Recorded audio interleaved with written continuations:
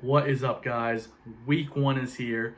Jags, Colts, this Sunday from Jacksonville, Florida, 1 p.m. kickoff on CBS. And man, I am pumped to have Jags football back. I do have season tickets, but one thing I did do is the Jags put out 4 options for season ticket holders. You could relocate your seats this year because of COVID, spread out seating because they're allowing 25% capacity. Or you can go ahead and put your money you paid for this year towards next year. So that's the option I chose. So basically next year my tickets will be paid for. So that's a plus. The negative is I won't be in any home games this year. First time I'll be missing a home game since 2011, but it's all good. Guess I get to save some money, but next year tickets are paid for. But regardless, I am pumped Jags football's back. And I'm really excited for this year, even though I see all these, predictions like 1-15, 2-14, 3-13, 4-12. And like people have the ceiling, like the highest the Jags will do is 5-11.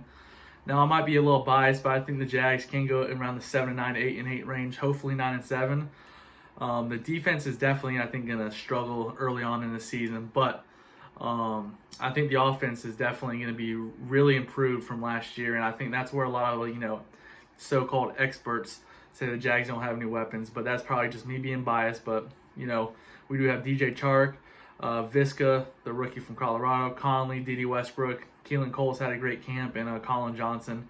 I think it's the best wide receiver group we've had in years here in Jacksonville, and I'm definitely excited to see how Gardner's doing.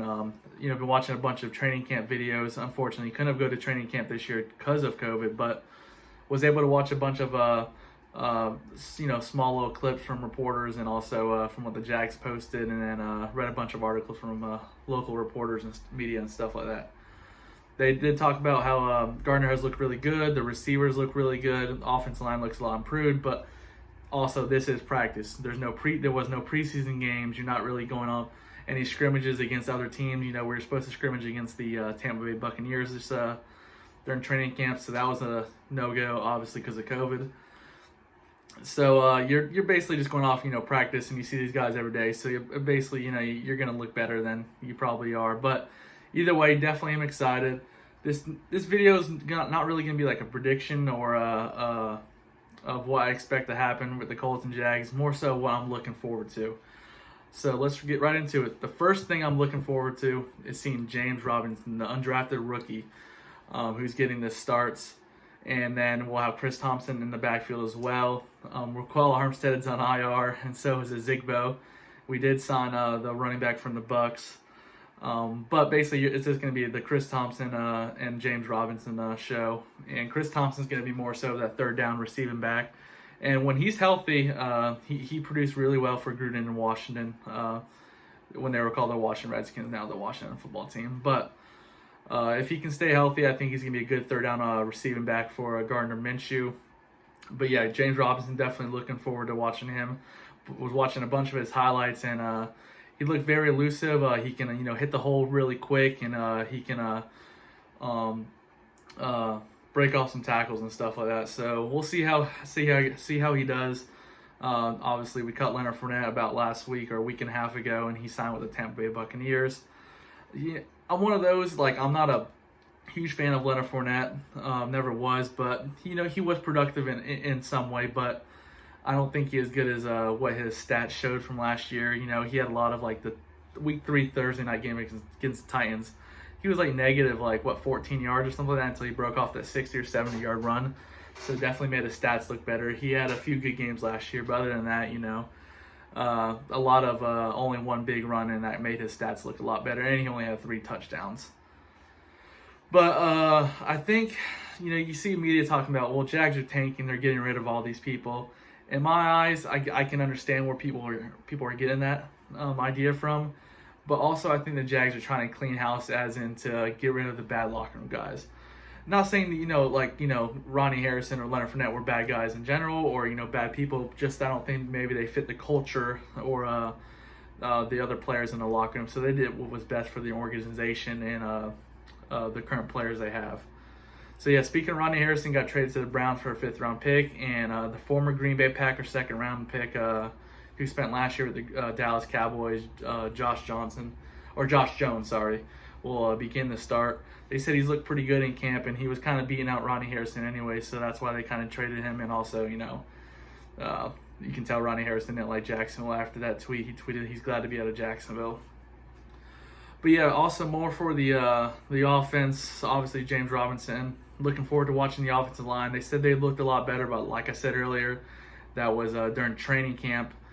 They did say Cam Robinson is finally starting to take the next step, and this is the first time he's been fully healthy since his rookie year, and he was pretty good his rookie year, especially when he came to running the ball. Hopefully he can take the next step of being, still that pretty good running blocker at left tackle, but more so of being a better pass blocker. And also looking forward to Andrew Norwell and seeing what he can do, because he hasn't really lived up to the money we paid him in 2018. So if he doesn't play good, this is probably his last year. They'll probably end up just cutting him or trying to trade him away. We still got Brandon Linder, who in my opinion is one of the better centers in the league. He gets underappreciated. But the one thing about Brandon Linder, he does have trouble staying healthy. But I believe last year he played all 16 games for like the first time in his career. And then right guard, we got AJ Cann, but the rookie Ben Bartch. Hopefully I know he won't be starting week 1 according to the depth charts, but hopefully later on in the year he'll take over that right guard spot, because I'm definitely a big fan of Ben Bartch. Then right tackle, we got Jawan Taylor, who played pretty good last year. He needs to cut down on the penalties, but other than that, I thought he played really good for a second-round pick, and I'm excited to watch him continue to grow and become a dominant player. And then, obviously, Gardner Minshew. I think everyone's excited to see what he can do in his next step. This is basically Gardner Minshew's year. He's either the guy, or we get Trevor Lawrence next year, more likely. So, the Jags are kind of in a win-win mode if you kind of think about it. They either have their franchise quarterback now, or we'll get him next year. And if we get them next year, obviously, Doug Marrone, I believe, will be fired. I believe Dave Caldwell pretty much has like a free pass this year, kind of do what he wants. Not so much for Doug Marrone. I think Doug Marrone might get fired if they lose more than if they go 5-11 or worse. I think he'll be fired. I think 6-10 or better would probably keep Doug Marrone his job, in my opinion. And obviously Gardner Minshew has to play good in order to save his job to be the starting quarterback next year. And I think I talked about receivers core earlier. Probably the most stacked receiving core we've had in a while. DJ Chark, Viska, Chris Conley, Keelan Cole, Colin Johnson, Dede Westbrook. I'm definitely excited to watch all these guys compete, especially Colin Johnson in the red zone, and then Viska, to see what they can do. He can do slide, he can go deep, he can even run the ball, so I'm definitely pumped up for that. Special teams, don't need to worry about that. Yet Josh Lambo, who probably the best kicker in the league. Me being biased, but being real, top 3, top 4. And then also we got Chris Claybrooks, the rookie from Memphis, who I'm hoping can really turn up this return game, be a good punt and kick returner. I know from the depth charts, I believe Keelan Cole is going to be the kick returner for week 1, and Dede Westbrook will be the punt return for week 1. But more so later on down the year, Chris Claybrooks should take over that role, and hopefully he can improve the field position where we can maybe at least start at the 30, 35, maybe even 40 instead of starting at like the 15, 20, or 25. So definitely excited for that part for the special teams area. Because, it's all about field position. If you have good field position, you have a better chance to score. And then also, now let's go to the defense side of the ball, where it's probably going to be the worst part of the whole entire team. Defense line definitely got worse, in my opinion. Obviously, Calais Campbell traded to the Ravens. Yannick, constantly complaining, finally got traded to the Minnesota Vikings.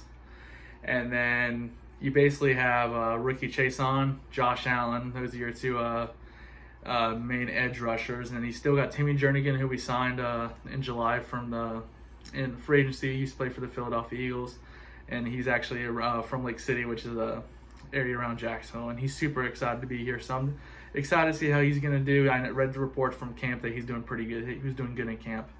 And then also Taven Bryan, this is like his third, this is his big year to prove and see if he can be the starter for the Jags at defensive tackle, or if he's going to be just, another guy. Because, defensive tackle is one of those positions where it does take, a few years to get going. So hopefully he can become that guy. You don't need 8, 9, 10 sacks out of him. You need that run stopper, constantly getting pressure. Maybe 6, 7 sacks would be nice.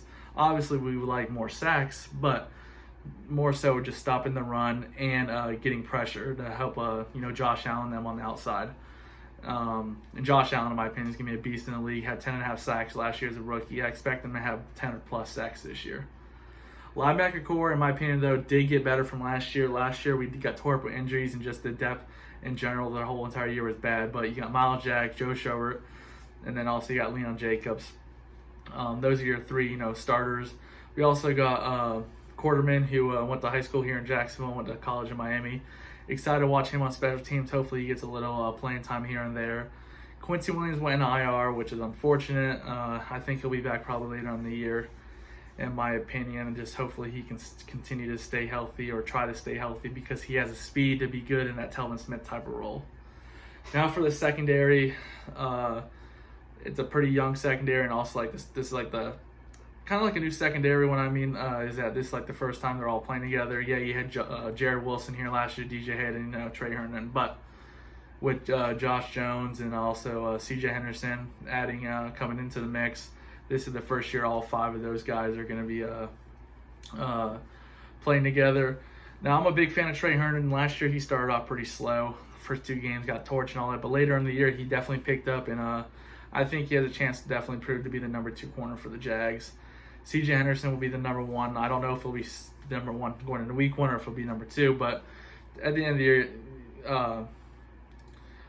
he'll be the number 1 corner, C.J. Henderson. DJ Hayden, I'm a huge fan. He's actually a fan favorite, I think, for a lot of people here in Jacksonville. He's a great nickel corner.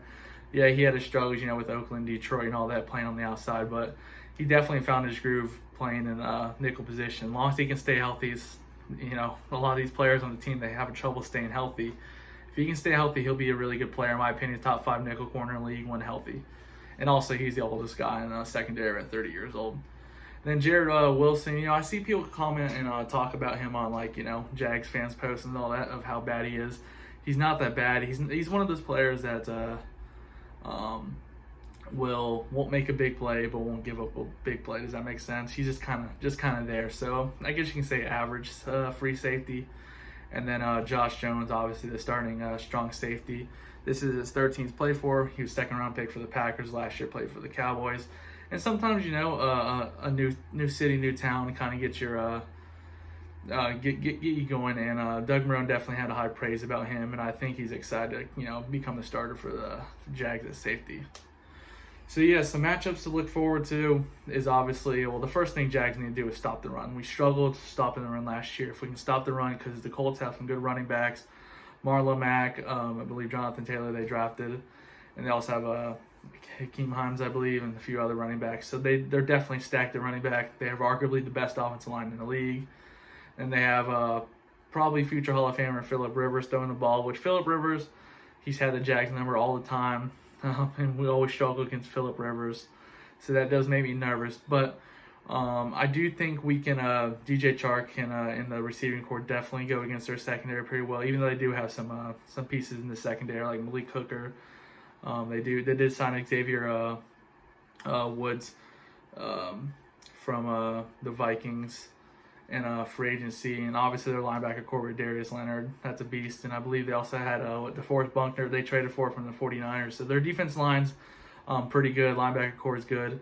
Secondary is pretty decent. So I think it's gonna be a tough matchup, but I think the Jags offensively can put up points. The problem is can the defense hold the Colts, because they do have some weapons, like I said, running back, wide receivers, and some decent tight ends. And you have Phillip Rivers, who's always been a problem for the Jags. So definitely looking forward to. No really score predictions. It's week 1. I assume the first few quarters will probably be kind of rusty when it comes to tackling. You can kind of tell from the Chiefs and Texans, even though it wasn't that bad. The plus was, though, is that there was not a lot of penalties. The negative is I think the first quarter, I don't know about you guys, but I could tell that the tackling was kind of bad a little bit. But that's also because no preseason, not a lot of hitting in camp. Yeah, they did have, pads and all that, but still, I think it's going to take a few games to get, used to the full game speed. But yeah, so I'm looking forward to Sunday. Hopefully the Jags can pull out a win and go to not 0-1, 1-0. But going against Phillip Rivers, we could end up going 0-1. But I just want a good game, I just want to more so see Gardner take the next step, because if Gardner can take the next step, we can start each week proving that he can be the franchise quarterback for the Jags. I know this video is kind of all over the place, but I had so much to talk about, and I just wanted to, get through it as fast as I can. But yeah, I'll give a recap once the game's over, probably either Sunday or Monday, and hopefully I'm bringing the recap about a win and not like a blowout loss. So go Jags.